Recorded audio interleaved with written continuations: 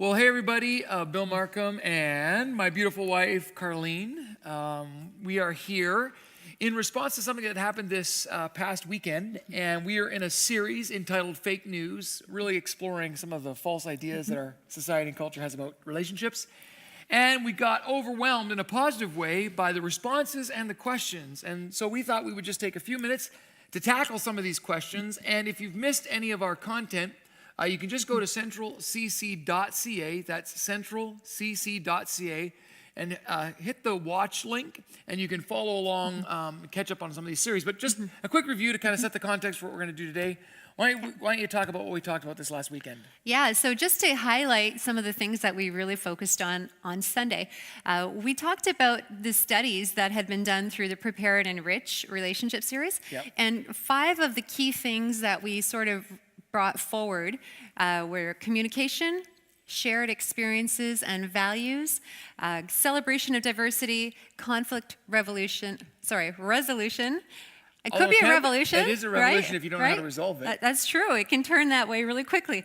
And loving and serving, what that looks like in love. So those are kind of the 5 chief areas that we covered in that moment. Yeah, so before you really can move forward, you really need to kind of understand those. And so if you want to go online, they can check that out. Absolutely. All right, so let's just dive right into the questions. Again, we have not prepared these. These are just spontaneous. We're going to read them for the first time ourselves and then do our very best to give you our input. Again, we're not experts. We are simply fellow travelers trying to figure this thing out, and we just want you to win. We want you to win. And so, all right, let's just dive right in. So, Cara, the first question someone asked is, how do you know you are ready to enter into a relationship? That's a great question.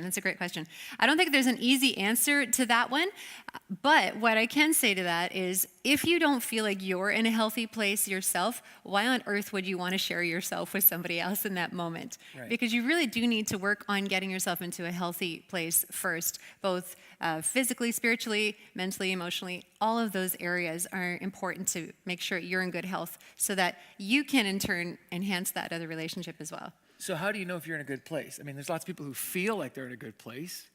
How do you know that? Well, I'd say, a good place to start would be maybe talking to somebody who you respect, trust, admire, maybe want to be like, if that person is also in a healthy place.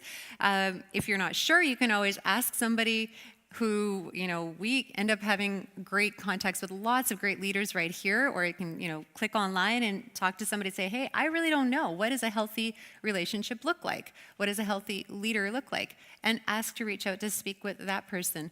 But I think it's really good to make sure that you feel, maybe you have some good reading to address. Maybe you have a good opportunity to check out the Prepare and Enrich survey yourself.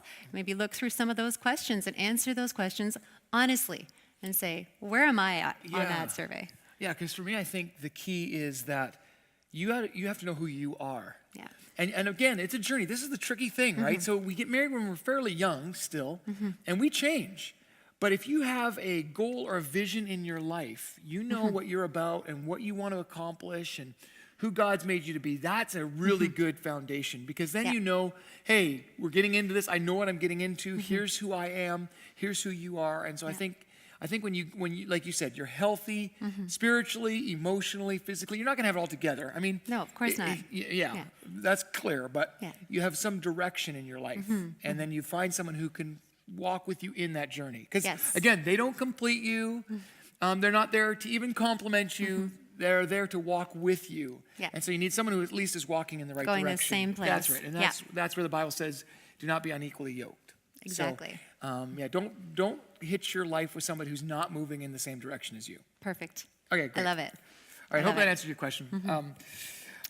Next question is, my question is, as a young woman, what would you say to the people who might have pressure on them to be in a relationship or to get married? Because I feel like a lot of young women in the Christian community get married, maybe early or. Well, and it is kind of true. I mean, in Christian circles, because of our value around marriage and sexuality. Waiting to get married. Yes, as we talked about in week 2 of Fake News, I think a lot of people, they let that drive a decision sometimes. And I understand it. I mean, when you're young, you got a lot of passion. And so sometimes people get married on that premise, and that makes it challenging. And then there is a lot of pressure. I think, again, cultural expectations of what is normal, what is acceptable.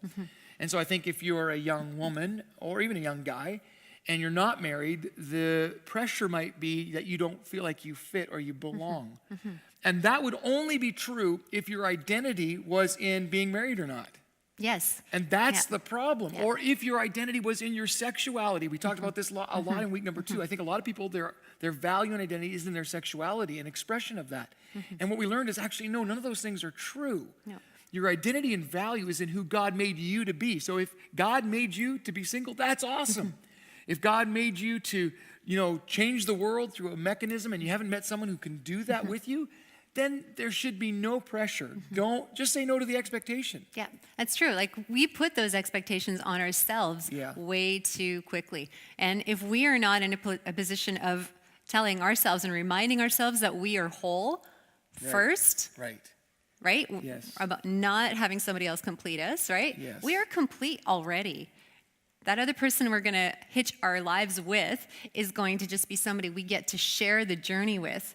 They can never complete us because we're already complete. God's already created us to be complete. Well, and he completes us, and he also fixes us. I think sometimes we marry someone to fix us because we see a strength in them. And unfortunately, if we go into marriage with these expectations, we're going to be disappointed because as wonderful as people are, and they are amazing, I love people, all of us cannot live up to the ideals that others place on us, even the ideals we place on ourselves. Come on, admit Especially it. those. Right, admit Especially it. those, yeah. And so it's only when we are whole and who God made us to be, I think that we can move forward in that. So, hey, just be single. It's awesome. But if you find somebody you really, really want to be with, then, look at that too. I'll be single. Okay, be happy, yeah. Yeah, for those not married, what did you look for in another person during this dating stage? Whatever it was, I did not meet it, just to let you know. What is the thing that intrigued or interested you in a partner? That's a really, really good question. You want to tackle that one? Yeah. So I guess speaking personally, what did I look for when I was dating? I had a long list of things that I was looking for. And just to debunk any myths out there, I actually said no. You might have heard Bill share this story. I actually said no to him the first time he asked me to date him, and he would not be dissuaded. He just worked harder at it. So that's right. Yes. But I had this whole list of things that I thought would be perfect and being ideal, and I still was like in my teens at that point. I had this very idealistic list of things that I thought I needed and things that I thought that I had to have, right? So the pros and the cons and all of that. So, but the thing is that you have to have the big rocks in place. So there's a lot of like little tiny details that you might have on your list, but you don't have to have every single little detail. That starts to get a little bit, I guess petty if it's a detail. But if it's something that's going to bother you, okay, well, that's different. But the big rocks need to be in place in your relationship. So again, are you going the same direction? That's one thing you look for. I looked for that. I want somebody who's going the same destination. Otherwise, why would I want to journey with somebody who's going somewhere else other than where I'm planning to go? It's just going to hurt both of you. Right? Exactly. Yeah. And so, and do they actually, for me, faith was really important. Do they share the same faith values as I do? That's a huge one because if we're not sharing those same values, it's really hard to go the same direction. Yeah, and if you're not sure, this is where the Prepare and Rich course comes in really handy. Yeah, I'm not going to say something that's going to sound really bad, especially in our culture, and you can help mediate this if you think, oh, that's bad advice. But I think we've, in our culture, also said, well, dating is basically like one step away from getting married. And I think a lot of people, when they date somebody, they rush They rush into this thing and they get way too heavily invested until they really know even what they're looking for. And so this is going to sound really bad, so you help me if it sounds too bad. Okay. But I actually think, especially early in your life, dating is in some ways a bit trial and error. Like you're exploring what interests you share and what you like and don't like and what works and what doesn't work. And I know that sounds bad in our culture because it just sounds like it's ridiculous. Our culture says, well, no, if you're going to date, you got to be loyal for the rest of your life. Well, no. Like what other arena does that work? There is a time where you're going, hey, I'm not sure. That's why I strongly encourage couples, don't get too heavily involved. Don't give your heart, your body to someone until you really know you're ready to be married. And so, I dated a lot of girls. Yeah. And it was bad because, I had a bit of a bad reputation, but it was just because after about a week I knew, okay, that's not what I'm looking for. And I know that's not the best way to do it. You probably should be a friend and not go out. But anyway, I think in that process, I was just trying to figure out. And then I realized, like you, I said, okay, I want someone who's going to share my vision for my life so we can share it together. So both of us really felt passionate about ministry. I wanted someone who shared the same value around family as I did. And faith was a really big part of all of those things. And so the only way you're going to know that is through dating. And so, man, don't rush. Yeah, and have fun. And don't settle either. Don't settle. Yeah, the other good. thing that I That's good. really, really like is go out with a group of people. Don't feel like you have to just do this one-on-one thing So you're all saying the date time. multiple people at the same time? No, pick another group of people. No, just thank you checking. for clarifying that. But, take the two of you and take another couple who you gel with and go out and group dates and have fun together. Don't take everything so seriously. And I think it's really, really an intuitive thing to do because you actually have a chance, and this is what I was doing. You maybe didn't know that. I was always watching how you were treating people when we were in group settings. Right. Because for me, how other people are treated is of high value. And if I was going to be attaching myself to somebody for the future who did not know how to treat people, I could not stand it. Well, another thing to do I knew what I needed to do. Right, another thing is to see someone in a pressure situation. Yeah, how they respond. Because that will tell you a lot about a person. So try to get them into a pressure situation. Yeah, like test them. Build something together, right? Build IKEA furniture together. That will do it. That will ruin you. Don't do that. Don't. If you can make it through that, you got it. That's bad advice. Yeah, so I think there's two sides to this. I think what we're saying basically is what you're looking for is someone who has a shared value system as you, and then also look for someone who, maybe does add things to your relationship because you're better together. And so that's great. All right. Perfect. Let's go to the next question here. Yes. Your upbringing, Bill, sounded very loving and supportive. So where and why do you think you developed anger and insecurity growing up? And what can we do to prevent our children from the same? Good question. That's all yours. It's just for you. That's a really good question. Yeah. I think sometimes we think that if we give our child the perfect environment that they're going to turn out perfectly. And that just simply isn't true. I think I can relieve a lot of parents from a lot of guilt and shame by just reminding you that every person, every individual, each of your children must make a personal decision. And even if that personal decision isn't what you dreamed or what you hoped for them, it doesn't mean necessarily that you're a failure. Now, of course, the better the environment, the easier it is for that child to make good choices. And so as a parent, you're trying everything to do the very best you can. Yeah. But at the end of the day, they have to make a choice. And so I look at this question and a little bit, it's like almost like, my parents were fantastic. Like really, they were amazing. And so it was nothing that they did. It was my own experiences and my own interpretations and partly my personality.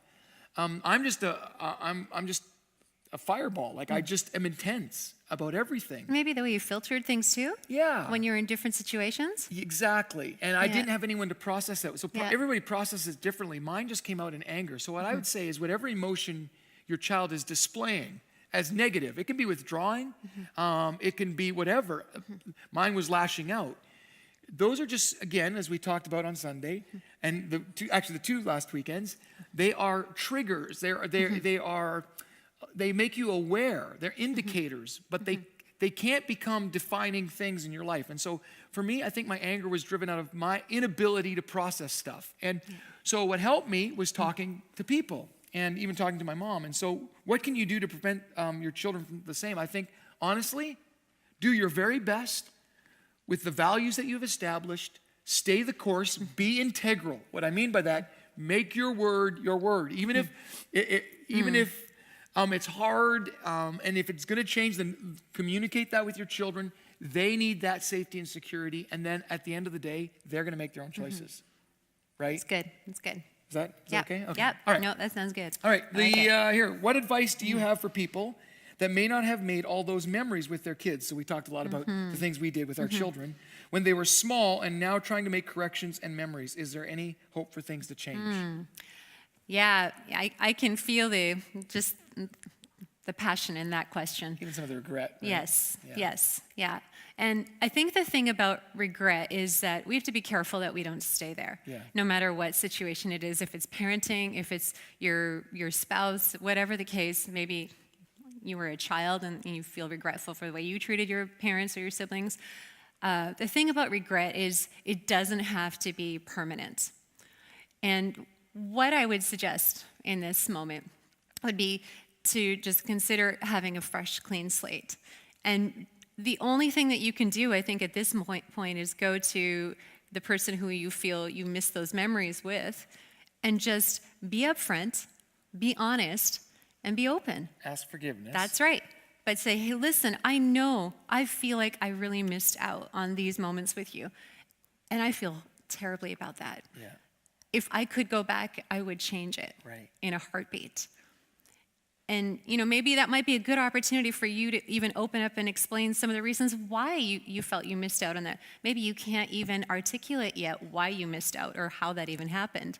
But, talking about what maybe you were going through at that moment might be an amazing way to bridge that gap of missing moments together. And then asking for forgiveness for it. That's key because people really need to know, like those loved ones in our lives, they need to know that we mean it when we're saying, oh, we wish we could change it. But if we don't accompany that with, would you forgive me?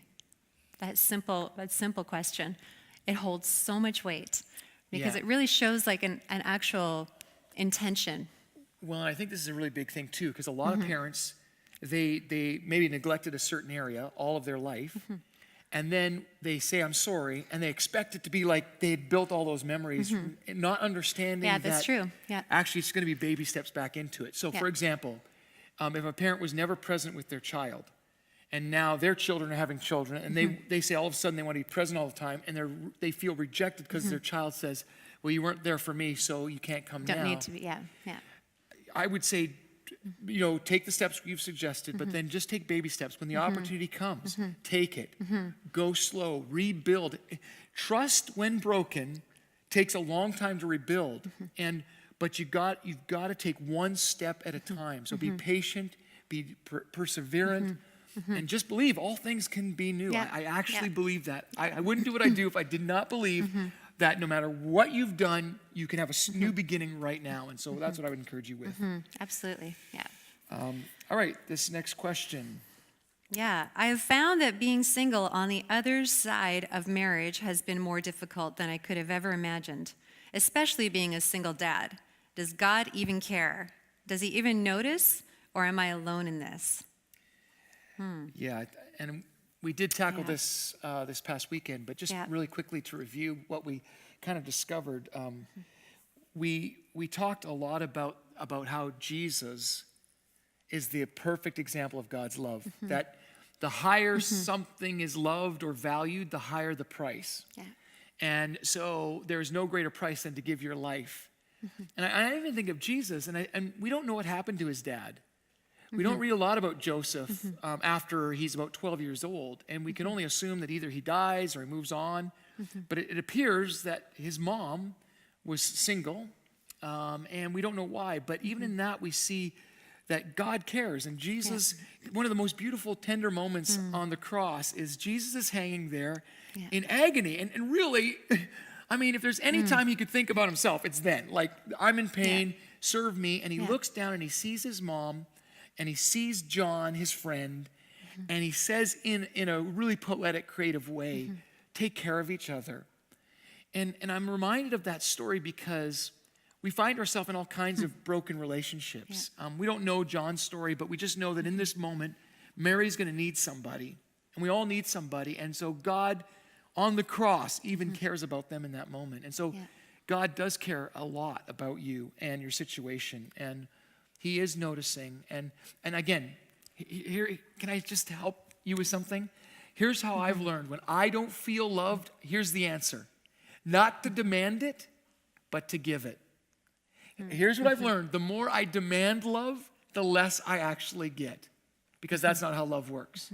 But the more I give love, what I mean by that is by just serving. So I don't know what you do with your week, but I want to encourage you to find a way to serve, to love other people, even if you get nothing back in return. I promise you, you will feel God's love, because that's how God's love works. God's love isn't earned, it's not demanded, it's given by expressing it in others, by serving. And so I want to encourage you with that. And I would say just to know, too, that you're not alone. Yeah, you're not alone. And feeling like a single dad, or a lot of single moms out there as well, that is a common thing I hear, that we feel like we're alone. Find a good group of people to surround yourself with that are going to lift you up and be life-giving for you. I know we've got lots of great groups here at Central, but there's a lot of other great groups out there as well. But especially I would encourage the faith-based, because it's not just surface stuff, but you're actually getting into right into the heart of the matter, and helping you to just be able to grow as a person as well. But the really important thing is to know that you need to be in a good, healthful community to be able to help you to not feel like you're doing life alone, because none of us was ever meant to do that alone. Yeah, that's good. So that's really good. All right. Here's another question. What does a couple or person do when they find themselves in a married relationship that is going in a different spiritual direction? Yeah, I think we touched on this a little bit on Sunday as well.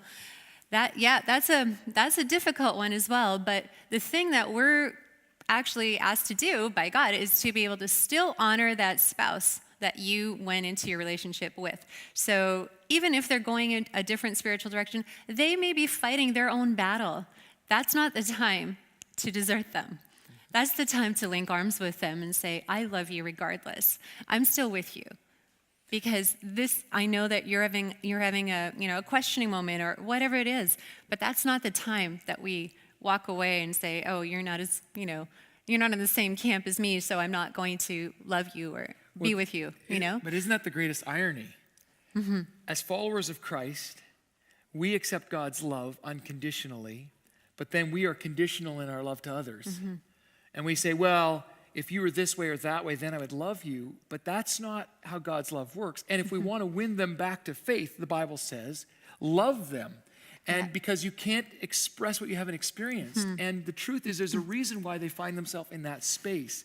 And so I would really encourage you just to love them. Now, it's going to mean some difficult conversations, maybe, like when a decision has to be made about two different value systems. So, for example, with giving, one spouse feels like they should give to the church and another feels they shouldn't. What I always encourage in that situation is that only the spouse who wants to give whatever income they make, they give on that. Yeah, it's theirs to give. That's right. And so I think that's where you have to figure out creative ways to serve one another, love one another, and value one another regardless of where they are at. I think especially where they're at. Right. Especially where they're at. They need to know that you love them regardless of whatever decision they're making, right? So And I'm inspired by all the amazing stories of one partner who just kept praying and believing for years. We don't give up. That's right. And then the spouse would finally come around. But again, at the end of the day, what is love? Love has no conditions. Yeah. So the only time I think that a relationship should be done is when it's dangerous. Yeah. Other than that, it's worth fighting for. Yeah. So. And I think at the same time too, when you look at this, we're probably going to be tempted to think of all the differences in your relationship. I would say look at what you guys are for together. When one spouse is going a different spiritual direction, look at what you guys stand for together. Look at all the good things that you appreciate about that other person in your relationship, and focus in on those. If you find that you're always focused on the negative, that's exactly where your mind will stay. That's right. But if you really, really dig in and look for those positive things, look for the good things in that spouse, and celebrate that, even when it's hard. Like your spouse may never turn and decide to join you in faith again. That's right. And that's a risk that you need to take, right? Even if they never do that, like you can't be contingent with your actions are not contingent on whether or not they decide to get in line with you. That's not the point. Well, and especially if you marry somebody knowing they're of a Yeah. different faith. I mean, you signed up You for sign up that. for that, yeah. Yeah. And we say these vows for better, for worse. I don't think we mean them. We mean for better, or I'm going to make you better. Or for better until it's not convenient. Yeah. Yeah. Yeah. Oh, that's powerful. So this next question, how do we make sure that God stays at the center of every aspect of our relationship? Yes. We read a verse on Sunday talking about how much we need to keep God in the center of conversation. It was talking about writing his word on the tablets of our hearts, on the door frames of our houses, on our forehead, on our hand. And we believe that that's probably more literal rather than figurative, but everybody has their own interpretation of that. But I think the point in that I is, mean, we think it's figurative, not literal. did I say it the other way around? You did, which is fine. Thank you. Thank you. Because I don't Yes. technically have scripture tied to my head right now, and that Sorry. would make me a hypocrite. So I just Yeah. want to make sure we're clear. Thank you. You're right. Yep. You're right. I switched it around. So Which is that's how you do fine. it right there. Just admit it. Move on. But move on, yeah. So I think the point of that whole passage is to remind us to not leave God just for Sundays. God isn't a carrying card that you just pull out at the right time to impress somebody. That is not who he is, and he can never be that. If that's all he is, he's not God in our lives. So I think the point is to be able to bring him into our family every day and just invite him in and say, talk to God when you wake up in the morning. Bring an awareness of what he's done for us to your family's life. Celebrate the good things that God has done. I would say even especially on the days when it's going difficult or when things are going difficult in your home or in the lives of your friends or family. Bring something good about what God has done and always give thanks for all of the amazing, amazing things that we have, because as bad as we think we have it, if you put things into perspective, we really have so much to be grateful for. Yeah. And always rallying around all of the good things that he has done for us and reminding us that we can turn to him when we're having a difficult time. Yeah, and I want to challenge men because I think, men, you need to lead in this area. But I used to think that it meant leading in structure and form. And so it was something that you kind of enforced in your home or forced onto your children or your spouse. And that is not it at all, because exactly. So, so there was two things that I've always tried to do. One, live with integrity. If I'm not the same person on Sunday that I am on Monday, then I've got an issue. And I would often ask my kids, am I the same person? And they'd say, yeah, Dad, you're the same person. And then I never forced it on anybody. We would pray before meals, and we did devotions. Sometimes as a family, we'd go through seasons where it was stronger than others, and we never felt guilty about that. When the kids were little, we would, read Bible stories and Have things them like memorize that. verses. Yeah, but the biggest thing for me was when I had opportunity to bring spiritual conversation into our home, that's what I did. I led it that way. So when we'd be driving and a conversation would come up, it's my responsibility to live with integrity, to live my values and my belief systems into that context with integrity, not what I think I should believe, but what I actually believe and live out. And so I think those spiritual conversations aren't forced. They are simply, should come out of who you are. And so you have got to be deep spiritually. And again, people complain about this all the time. Oh, the church is supposed to make me deep spiritually. No, we're not. You are responsible to make yourself deep spiritually. And again, you're not dependent on anyone else to grow in your faith. You're not dependent on anyone else to grow in your love for God. That's between you and him. And so as a man, I want to encourage you to go deep and then instill that through your life and your words into your family. And I think if I can add to that, Bill, Sure. I think I would also say that when you're talking about spirituality and just the life of it all, it's not an event. It's not an event that just happens and you Right. show up to, you put in your time, everyone sees you there, and then you're gone. It's a lifestyle. It's actually who you are. Yes, it's who you are. It's not. It's so much more than just that That event. is so Right? good. It's actually who you are. That's right. So that way, because of that, then it pours out from you. Yeah. Well, know? I think it's true. So- It's funny because some people who think they're very spiritual are very critical. And it's like that's And they're the ones that tell everybody how spiritual they are, right? Anyway. So it's not, that's another topic for another day. Yeah. Okay, here's another question. How can I fall back in love with my spouse? Are you taking that or am I? Well, do you need to fall back in love with me?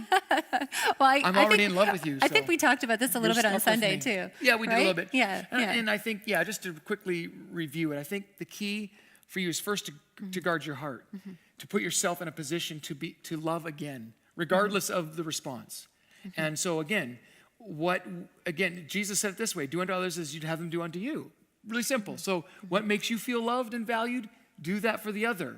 I know that Karlene really loves it when I do dishes, so I do dishes. Or clean floors. She knows that I love it when she gives words of affirmation, and so she'll say, hey, you did a really good job. So learn each other's love languages. Yeah, and I think we talked about that We book, did. The 5 Love Languages. We had a copy of it here with us on Sunday, but if you haven't had a chance yet to pick up that book by Gary Chapman, it's called The 5 Love Languages. All you need to do is hit Chapters, Amazon, whatever. Everybody has it.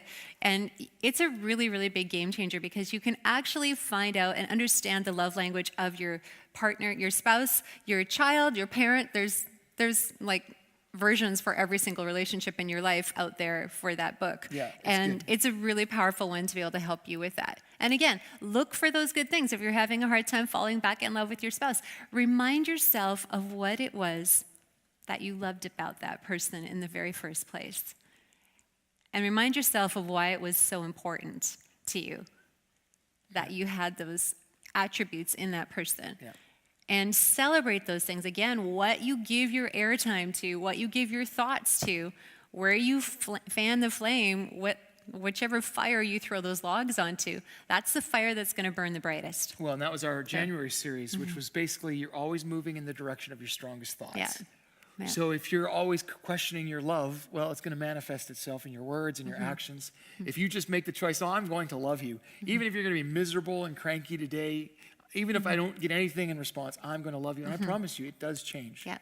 That's All right, we right. got to keep moving here. How do you avoid doing what's easy and just going on your own, pursuing your own interests and making an effort to find ways to do things together? Well, that's a good question because we are really different. Yes. In a lot of ways. I mean, we Yes. have shared values, but personality, interests, we're quite different. And so how have we worked through that? I think we've acknowledged our differences.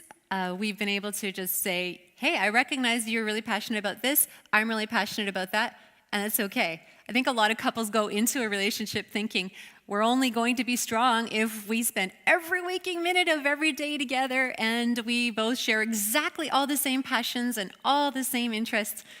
And that's not the way it goes. Well, it's not the way it goes for us. If I bought you a Toronto Raptors jersey, would you wear it? And just watch one game with me once? Maybe. Okay. Hey, it was worth a shot. We're on camera. I thought Yeah. I could take this chance. Yeah. Okay. There's always a chance. There's always a chance. Yeah. I guess never give up. what if Yeah. I went to a country music concert with you? Maybe as long as you didn't mock it. Oh, okay. It's off the table. It might be off the table, yeah. No, I think you're right. I Yeah, think you just work hard to find things. So we both like hiking. Yeah. So we do that. Yeah. Just celebrate the thing. We both like going out for dinner. Yeah. Do that. We both like going to the movies. Yeah. Do that. And we have great friends that we hang out with. We Yeah, do that. exactly. We love being with our family. We celebrate that together. And I think you know, sometimes you think, it's okay to share interests with other people. So like my guy friends, like I talk to them about sports. They Yeah. get it. That's great. Yeah. If And I have a girls group I go out with. I love that. And we laugh. We have a great time. And, you know, it's awesome. But you come together around your shared values and experiences. And you also find your days more enriched when you have unique perspectives to bring to the table. Yeah. You're not a clone of each other. You're actually like getting outside experiences. You're coming together and you're like, now suddenly there's so much more variety happening, right? Right. So, Be independent. yeah. People, not codependent, Yes, independent people there's a difference, yeah. who make the choice every day to love one another and find common ground to stand on. Yeah. Yeah. No, right. that's perfect. The next one here, my husband. Yes, my husband and I also have very different interests, like you both mentioned. How do you avoid living separate lives and find ways to do? I think we just talked about that, and right? I think you just communicate. Yeah. Yeah. And there is a bit of compromise in that. So if there's something you really like to do, like I know you love going to Broadway musicals, and that's about the farthest I'll go Yeah. in that genre. So we'll go to a show. Yeah. And you have come to a baseball game with me. I've been to a couple. You have. I went to that one where they went like 16 innings. 17. It was 17. It was the longest. It was the longest game ever in China. Yes, and I stayed till the you end. You were there, and we caught a foul ball. Yes. By Ichiro Suzuki, whatever his name was. I was impressed. I caught it. I was impressed. I was we too. stayed until the vendors had run out of all their food. It was quite a game. It was quite, yes. Yeah. So you were there. I was High there. five. You know I That's was how we there. did it. How do you know if a relationship is worth saving? Yes. Yeah, that's a great question. I think we have to look at the stage of where your relationship is at in terms of, are you married? Are you dating, right? So if you're dating and you're not sure if your relationship is worth saving, then, I mean, that might be an easier question to answer, right? Good. So, but if you're married and you're wondering if your relationship is worth saving, now that takes a little bit more time. So I think the deeper the relationship, the more time should be spent in answering this question. Right. It's not a flip that you flip off and on. It's actually something you have to really dig deeply into and find out, why am I even asking this question? Yeah, well, I think that's the biggest question first. I actually think the answer is quite easy. It's just really hard. Yeah. The answer is, the ideal is that every relationship is worth saving. That's the whole point of the Bible and God's story with us, because we realistically weren't worth saving. But in the story of the 100 sheep, the one goes lost, and he could say, well, I've got 99. Yeah. Who cares about that one? But he goes That's after good. the one, or the woman with one lost coin. Just forget about it. But she doesn't. She sweeps her house until she finds it, and then has a party when it's found. And the son who leaves the father. It's a story of redemption. So I personally, I know this isn't maybe going to be popular, but the ideal and the approach should be every relationship is worth saving. Now, to what extent, that could be a different scenario. Yes. So if you have a spouse who's abusive, obviously you've got to distance yourself from the danger. But I think your intent should always be to restore, always be to rebuild. If you're looking for a back door, if you're looking for an out, I'm not sure that you're truly honoring that person. Now, there comes a time, and there are situations where it's not going to work. Yeah. We're not talking about that. But in my mind, that's got to be a last resort. And a lot of times it just ends up being differences of opinion that leads you to ask this question. Or things that you just never dealt with. So it's like a sliver that's festered, and now you have to amputate. And so if you can get to those things sooner, and again, hear us clearly. We recognize this is very complicated because there's so many scenarios and situations, and Karlene is so right. You can't just give a blanket statement, because that would be cold and uncaring. And we do care about you a lot. But I think the goal is for restoration. And always. I would say too, in this, if you feel like something is a bit off, if there's somebody in your life who you know, like, and trust, and you value leadership qualities in that person in this area, and they're winning in this area, I would say if you're feeling like that sliver is in your finger, don't let it turn into a gangrene, situation. Go and talk with somebody that you feel you can trust. Find out first if that person is trustworthy, by small steps. Yeah. That's what I do. I start with small things, and then if I see that person is trustworthy, then I will give them more. But it's a very, very slow process for me. But I think that if you are able to talk with somebody and actually process things out loud and say, hey, this is what I'm feeling. These are the things that I'm struggling with. This is my journey right now, and I need somebody to walk through this with me rather than waiting until it blows up, years later, and then you have such a big issue to deal with when it could have been kind of talked about and dealt with at an early stage. Yeah, that's good. So that leads us into these questions about conflict. People in conflict often want to face things immediately. I think it's often considered cowardly to walk away from an argument, but do you think there is merit in getting space in order to gain perspective in the conflict? I used to think the answer to that question was no, but I realized after actually having a married relationship, I think that's a good thing to do. Yeah. and to be able to give your spouse space to be able to process stuff that they need to process, and yourself too. So if you are, going through an argument, whatever you call it, argument, fight, and you're feeling like this sense of, I have to say this, this is that moment. If I don't say it, I'm going to miss my moment, right? Well, that is the exact moment that you need to step back, stand down, and then literally like find your own space. And Bill was so good at this. Like, I know at the beginning of our marriage, I am such a resolver and I'm such a fixer that I want to fix everything that same day, like not the same day, the same moment, same minute, yes, the same millisecond. Yes, I just I can't handle not having things fixed, and that's why that's so hard for me if something remains in a transit state. Yes, yeah. Yes. So I really struggled with that, and you were really good about saying, no, you know what, I need space to be able to just go, even for half an hour, to go to my room and just cool down because I don't want to say something or do something I'm going to regret. And I remember feeling frustrated in that moment because I was like, but we need to talk about this. We need to resolve this. But the wisdom from that whole situation came out, and after being, cooling down in that period, we come back together, talk about it, and now it made much more sense because cooler heads will prevail. And you also have a chance to, in the middle of all that, ask God for help. Because when you're blasting at each other, if that's what you do, hopefully you don't, but when you are, I think it's really hard to hear God's voice in that because we kind of drown it out with our own emotion. I think all of us have a beautiful self and a toxic self. The Bible calls it sin man, or the flesh man, and the spirit man. It's this idea that in each of us, we have this capacity for incredible beauty and this capacity for incredible toxicity. And when two people are toxic, it's going to be an explosion. When one person is toxic and the other is trying to be beautiful, it's going to cause pain. It's only when two people can get to that space where they're both in their beautiful space. Doesn't mean that we don't have disagreements, and it doesn't mean we're not frustrated. Because you're human. You're human. Exactly. Yeah, exactly. We still are frustrated with each other sometimes. We're still navigating things and working through it. And we just learned that, listen, we got to get to that space where we're at least in a position to receive what you are trying to say to me, and I'm going to respond in a way that honors you. And if that means we need to get some space now to do that, let's do that. And again, it doesn't mean we don't have heated conversations. And it doesn't mean when we're trying to understand each other, I got to say, okay, I don't understand what you're saying. And you may have to try a few different ways. Or this is what I'm hearing. Is this what you're saying?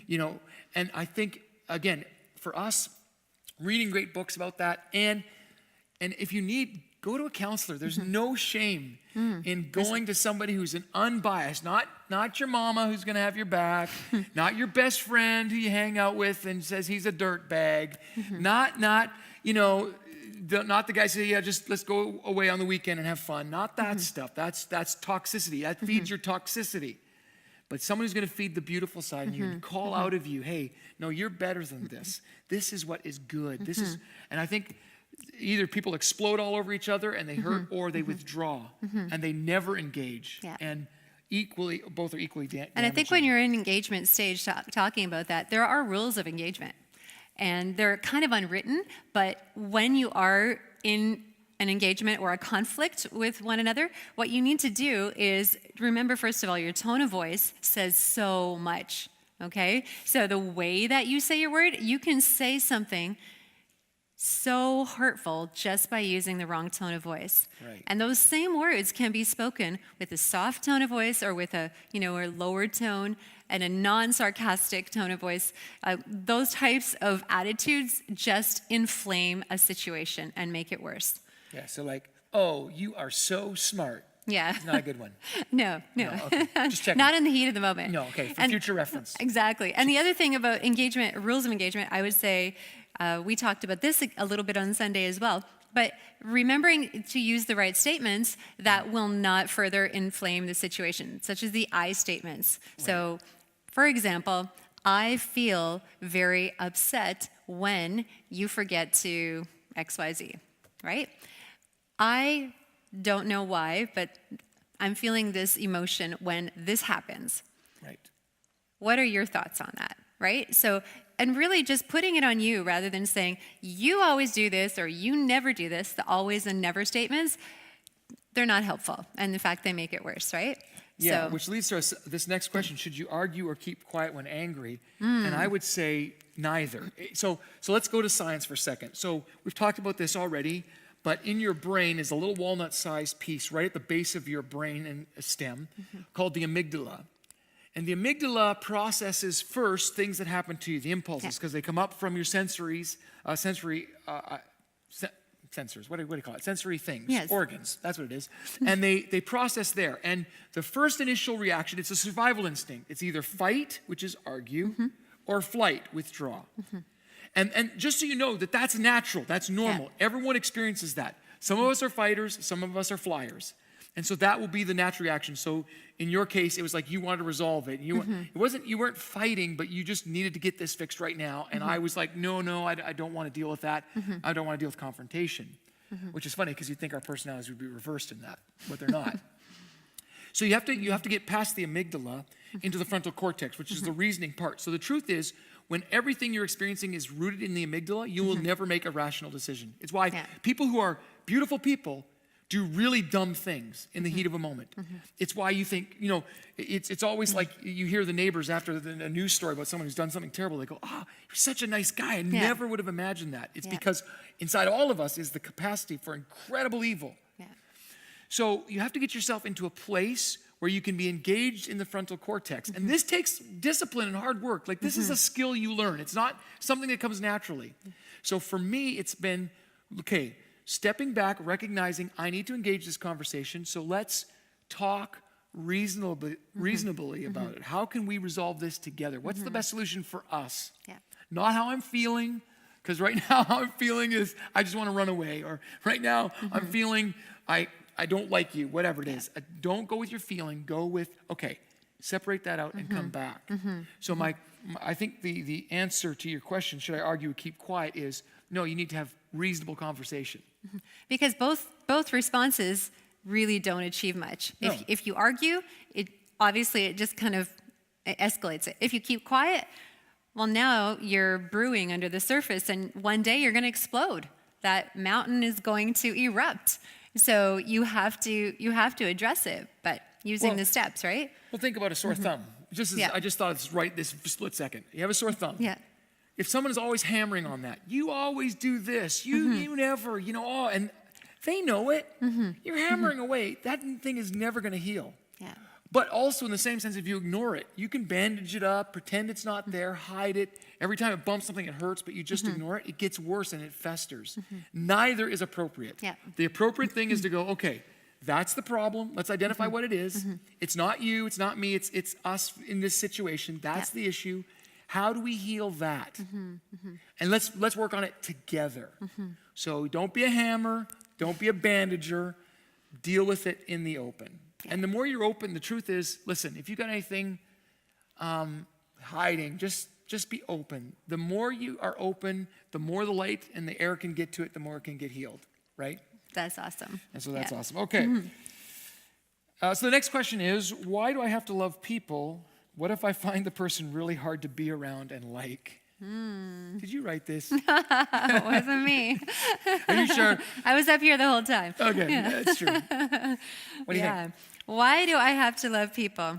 Well, it depends what your faith values are. Right. Right? That's where it all comes down to. If you are somebody who's saying, I'm somebody who's a follower of Christ, then you are actually, you need to love people. It's a mandate. It's a mandate. Yep, it's a mandate. Now, what your love looks like might be different than what somebody else's version of love looks like in that moment. But the thing about it is that Jesus has described to us what love looks like very, very clearly, and we're going to read that in just a moment. But I think that we know, if plain and simple, if we've decided to follow Christ, we have no option but to love people. Right. It doesn't mean that you have to be best friends with everybody.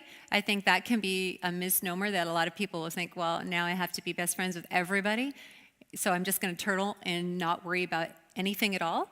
But the truth is, you don't have to do that. You can be freed from that and just, help people, love people, serve them the way you can, and then be friends with, be closer friends with those that you can, and do all the good that you can for everyone in your life without being so stretched that you're not effective. Well, and I think actually I had some insight on this. My guess is that this question was asked because you don't feel you've been loved. And I think the root of this question is really, I've tried to love people and they haven't loved me, so I'm just tired and I'm hurt. And people aren't nice and they aren't kind, and so why should I have to love them? And I think that's a really good question and a deep question. And for me, I felt that way. To be honest with you, I felt a victim that way a lot.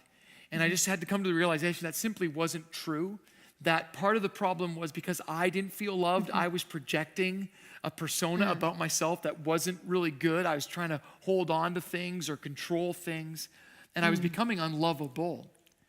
Not because I was unlovable, but because I believed I was unlovable. And so for me, the turning point was when I actually really believed. I believed this with everything in me. God loves me. He knows everything about me. And I'm telling you, there are things that I'm sure if they went to heaven and they showed the whole reel of my life, I'd be incredibly terrified, saddened, filled with regret and shame about. But the Bible reminds me that God knows all that. He wipes all that away and he loves me. And it wasn't until I actually really believed that, really believed that at my core, that I was able not only to love myself or let God love me the way I deserve to be loved, but truly love others. See, when I actually believe I've received that kind of love, then I can give that kind of love. You can't give it if you haven't received it. Yeah. So do people deserve your love? No, they don't. But you don't either. And so it's not about deserving. It's not about how other people treat you. And Karlene is right. You measure that. Love is not full attachment. There are different levels. Doesn't mean you always put yourself in a position to be hurt. It just means you find people who need your love and you give it. Yep, that's all true. right. So this question is a good one too. I have a blended family and often have my fiance receiving texts from an ex who wants to talk about more than just kids. Finding this frustrating and don't know how to respond. That's a hard one. I like that you're saying respond instead of react. Yeah, that is good. That's a good win, first of all. And that you're asking this question. That's really good. Yes, exactly. Yeah, so I think that, this could just be a matter of confusion happening on the expectation of the relationship. Maybe there's been no boundaries established between the fiance and the ex. So it could be like sometimes people will leave a relationship and they'll just, not talk about the parameters of that leaving, especially when there's kids involved, right? So there needs to be some healthy parameters set up in place so that you understand what's expected of you. And so maybe just coming together, take a third person in that's unbiased into that meeting and say, okay, we need to develop some boundaries. We need to develop some parameters around this relationship because obviously we know we're still going to be in each other's lives for the sake of our children. That's kind of a non-negotiable when you have children together, even if that relationship is, changed in the future and you're with other people. It's difficult. That's a difficult situation. But we know that for the children's sake, you still need to figure out how to get along and how to be in each other's presence, right? So I think having a third person come in and be that mediator to help guide and just direct and say, okay, so here's what's going to happen, or here's some good ideas. How do you guys feel about that? Do you agree with that? And if it's making the other person feel uncomfortable, maybe just talk about that with the other person and say, what could I do to help you feel more uncomfortable? And I think in week it's got to be open and honest. Well, I think it's a communication issue, and I think it's in week number 2 we talked about boundaries, and it depends on the motivation of your boundary. If your boundary is because I don't feel good about this, or what, if it's about me, then it's always going to be perceived the wrong way. But if a boundary is motivated out, actually, I want you to win as well. And how can we make this work? It's like a seatbelt. I talked about the seatbelt rule. Yeah. Maybe I don't want to wear a seatbelt, but statistics tell us that if you drive and get in an accident, your chances of survival or minimizing your injury are greater with a seatbelt.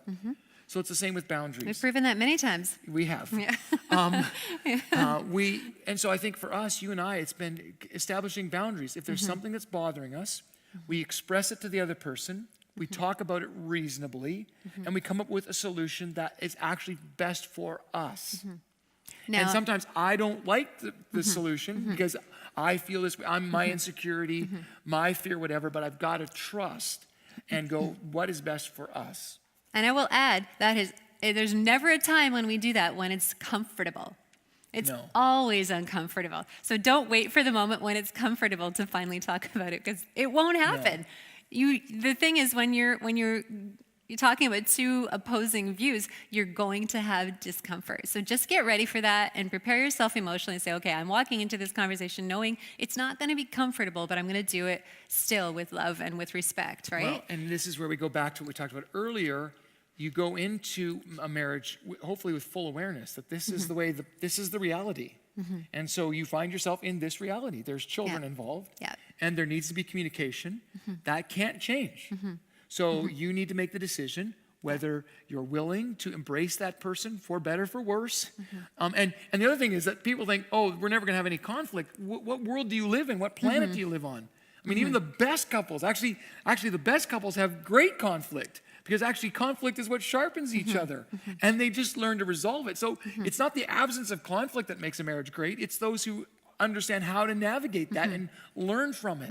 And so I think no matter whatever the situation is, you're going to have these. It's clear communication, setting good boundaries that are best for both, that we can win. It's not about me or you or how I feel what you should do. It's us together, and then sticking to it, honoring that. So a great example would be, and this is a minor one, but you get afraid in certain movies. So we just don't watch those kinds of movies. I mean, I know that sounds like a really petty one, but that would be an example, because I don't mind them. I kind of like them. And I just made the decision, I'm going to honor that, because I love you more than I love this. And so those, I mean, that's kind of a silly example, but there are many like that. Yeah, for sure. So how do you deal with someone who is always a victim? That is a great question. That's a great question. And I mean, you might be in relationship with somebody who is in this position yourself with asking this, and that's a difficult spot. Now, the first thing to do, I think, when you're in relationship with somebody who's a victim is to be able to be empathetic, but don't validate it. So what I mean by that is try to understand them and listen to them when they're feeling like they, have something really that's gone wrong in their lives. Listen to them, hear them, not just to react, but hear them to respond, right? But don't validate the feeling that that's going to be what defines them. Because if you're one more voice in society that validates that and makes that person, it's like putting the last nail in the coffin, because that person is already suffocating. They need air. Right. And you can't be that nail in the coffin for them. They need to be able to live again. This life is so short. This life is so precious. It's so valuable. And we don't want people to stay feeling like a victim, because I believe that there's always hope. I believe there's always a way out. And I think that God has proven that over and over again, too. He's given us story after story and encouragement after encouragement. And we've seen story after story of people who have felt like they've been trapped and then they've been set free. So I always believe that there is hope. And I think being a victim is rooted in one truth, or one wrong thing. It's not a truth. It's a lie. Being a victim is rooted in a lie. And so the only way to counteract a lie is with truth. Yes. So sometimes when we're discussing, one of us will say something, and the other person will say, that's not true. You're this. Like, I'm always a failure, whatever, as an example. And you say, no, that's not true. No, that's not true. You are not. And so to speak truth to each other. But you're right. Don't validate it. Oh, no. Or second guess. Yeah. And again, a lot of it is self-awareness. And so I think if people aren't self-aware, situations will continue to happen to them until they become aware. So here's a good, just a rule of thumb. If the same thing keeps happening to you, it's not maybe outside of you that's the problem. You might be the problem. And I know we hate to admit that, because in our world, like that's the ultimate of being the victim. No, I'm not. I'm perfect, and everything else. If this hadn't happened, listen, no one's perfect. Self-awareness is, okay, this keeps happening to me. Why? So I kept getting angry. Why? And once I understood that, self-awareness, I could blame you. You make me angry. You did this. That didn't help anything. Okay, why? I can own it, and I can move on from it. And the only way to break the lie is with truth. And so I would just say, be a truth speaker. That's right. And speak words of life. Speak words of life, because I think people that are in that victim mindset really, really need, that extra life spoken into them. I agree.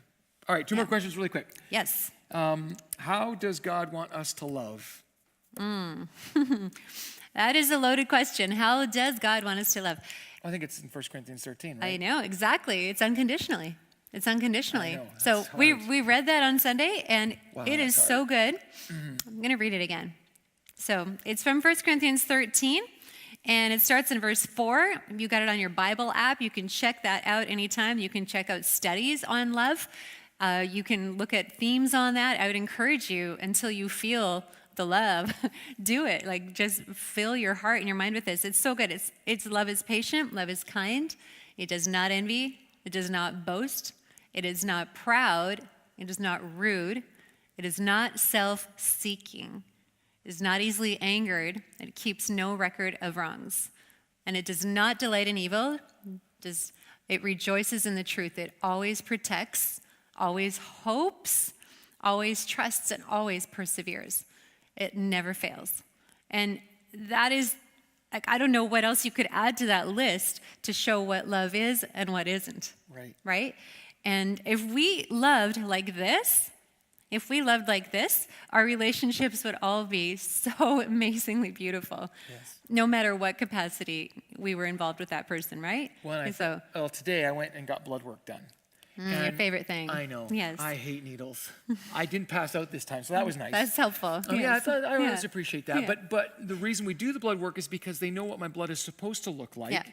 And when it doesn't look like that, it sets off alarms and goes, okay, we better investigate because there's something here. And so for me, this is the heart work. It's the spiritual blood work. It says, okay, are you patient? Are you kind? Yes. Are you gentle? Do you exercise self-control? These are you perseverant? You give up? Do you always trust? Do you always hope?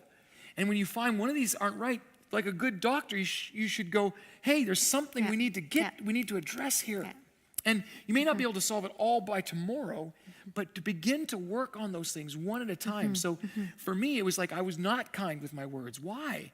Well, because I had a deep wound. So once I got that right, now my words are kinder. Right? And when a wound is healed, it's always going to be, a source of like that pebble in your shoe, right? Yeah. Yeah, and you're always thinking about that. So that's why it's so good to take that wound and address it and get healing for it, right? Yes. So it's not saying always live with it. No, get healing for that. There is healing for those things. Yes. And so I think we should end right there. And here, I want to wrap this up with a final thought. That if you're here and you don't feel like you're loved, and I don't know what brought you to watch this, maybe you came or maybe someone sent you this link, I need you to know one truth. And this will break you from being a victim. And the truth is that there is a God who loves you. And this God is patient, and he is kind, and he doesn't envy, and he doesn't boast. He's not proud. He's not easily angered. He's not self-seeking. He's not rude. That there's a God who actually believes in you, trusts in you, hopes in you. This is amazing. How can I say that? Because God is love. And so my prayer, our prayer for you is that you'd experience this kind of love. That's where it's got to start, because if you haven't experienced it, you can't express it. And then as you have experienced this love, learn to express it in every relationship, for that's the only thing that will make this world the beautiful place God intended it to be.